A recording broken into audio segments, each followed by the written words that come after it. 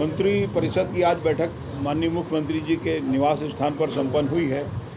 और जिन महत्वपूर्ण बिंदुओं पर निर्णय लिया गया है तो उसके बारे में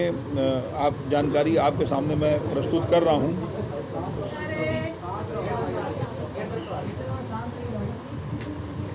सबसे पहले तो राज्य में जो प्रचलित मछली पालन नीति है तो एक नई मछली पालन नीति लागू करने के लिए फैसला लिया गया है और बहुत विस्तारित इसलिए नहीं बताया जा सकता कि क्योंकि विधानसभा का सत्र आहूत है, इसलिए डिटेल विवरण उसमें दिया जाना संभव नहीं है, लेकिन नई नीति इसमें लागू करने का अनुमोदन कर दिया गया है। प्रदेश में स्वीकृत सहायक आरक्षकों के पद को समाप्त कर डिस्ट्रिक्ट स्ट्राइक फोर्स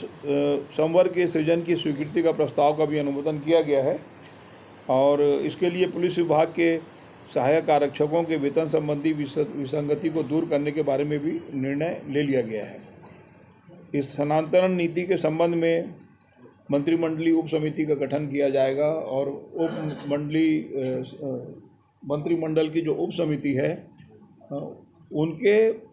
सुझाव और उनके अनुशंसा के आधार पर नया स्थानांतरण नीति बनेगा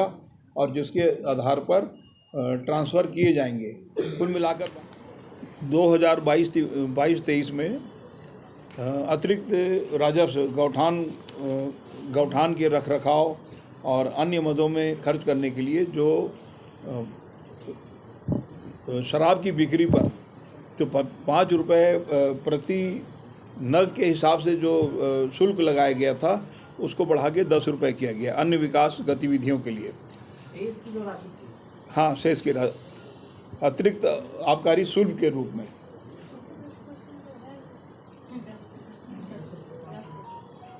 ये जो पहले राज्य परिवहन निगम तत्कालीन मध्य प्रदेश के समय राज्य परिवहन निगम था, उसके बाद 1 नवंबर सन 2000 को नया छत्तीसगढ़ राज्य बना। नया छत्तीसगढ़ राज्य बनने के बाद कुछ समय के पश्चात राज्य परिवहन निगम को बंद कर दिया गया था और उनके कर्मचारी वर्तमान में अलग अलग विभागों में प्रतिनियुक्ति पर हैं।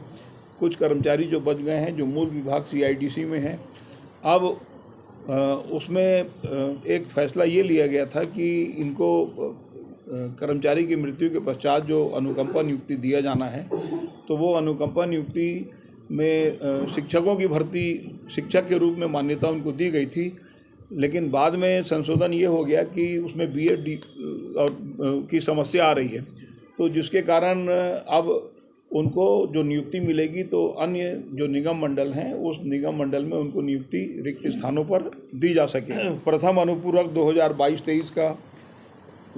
उसके बारे में भी अनुपूरक कितने का है क्या है ये डिटेल तो नहीं बताया जा सकता क्योंकि विधानसभा में प्रस्तुत किया जाना है, लेकिन प्रथम अनुपूरक के जो प्रस्ताव आए थे उसका भी अनुमोदन किया गया है। विधानसभा के अध्यक्ष, उपाध्यक्ष एवं नेता प्रतिपक्ष इनके वेतन भत्ते के प्रारूप का भी अनुमोदन किया गया है और इसके अलावा छत्तीसगढ़ मंत्री वेतन भत्ता अधिनियम 1972 के प्रारूप का भी अनुमोदन हुआ है और सदस्यों के संबंध में उनके भी प्रारूप का विधानसभा के सदस्यों के वेतन भत्ता के संबंध में भी प्रारूप का अनुमोदन हुआ है, लेकिन विस्तृत जानकारी विधानसभा का सत्र होने के कारण नहीं बताई जा सकती। इसके अलावा मुख्यमंत्री जी का जो स्वेच्छानुदान का प्रावधान 40 करोड़ था उसको बढ़ाकर 70 करोड़ रुपए किया गया है। क्षेत्र संयोजक से मुख्य कार्यपालन अधिकारी में पदोन्नति, क्योंकि पद जितने रिक्त थे और पात्र व्यक्तियों की कमी के कारण उसमें पदोन्नति के लिए 5 वर्ष 6 माह की छूट प्रदान की गई। कुल 24 माह का सिटी बस का जो रोड टैक्स है, जैसे इसके पहले बसों का रोड टैक्स की माफ़ी दी गई थी कोरोना काल के कारण, तो सिटी बस उसमें छूट गए थे कि उनको टैक्स की छूट नहीं हो पाई थी, तो उनको भी रोड टैक्स की बकाया राशि करीब 99.95 लाख रुपए का छूट प्रदान किया गया है। ये दिया है अप्रैल 2020 से मार्च 2022, कुल 24 माह।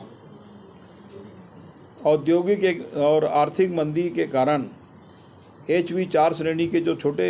स्टील उद्योग हैं तो उसमें भी कुछ छूट का प्रावधान किया गया है। और